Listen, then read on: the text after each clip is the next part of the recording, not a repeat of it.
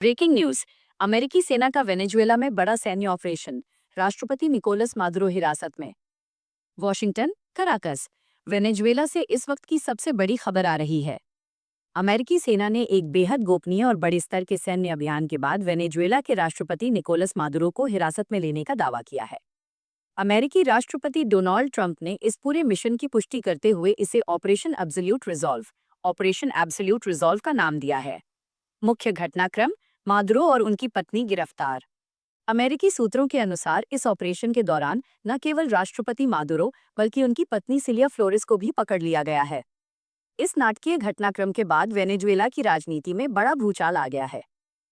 सरकार में निरंतरता बनाए रखने के लिए वेनेजुएला की सुप्रीम कोर्ट ने डेल्सी रोड्रिगेज को अंतरिम राष्ट्रपति घोषित किया है। पदभार संभालते ही रोड्रिगेज ने संकेत दिए हैं कि वो वॉशिंगटन के साथ सहयोग करने के लिए तैयार हैं। हालांकि वेनेजुएला के विपक्षी नेताओं ने इस नई व्यवस्था को स्वीकार करने से इनकार कर दिया है, जिससे देश में भ्रम की स्थिति बनी हुई है। वैश्विक प्रतिक्रिया: दुनिया दो धड़ों में बंटी।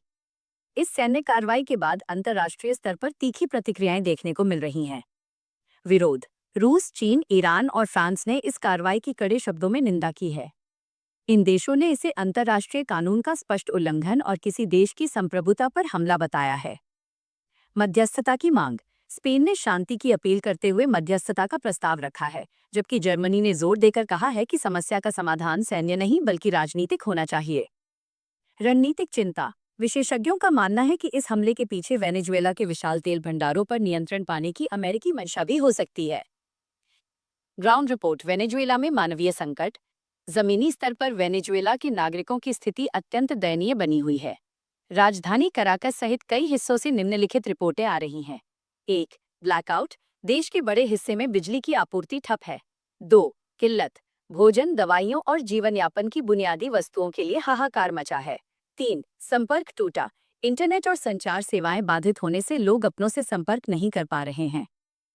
संयुक्त राष्ट्र, यूएन और अन्य वैश्विक संगठनों से इस संकट में तत्काल हस्तक्षेप करने की मांग उठ रही है।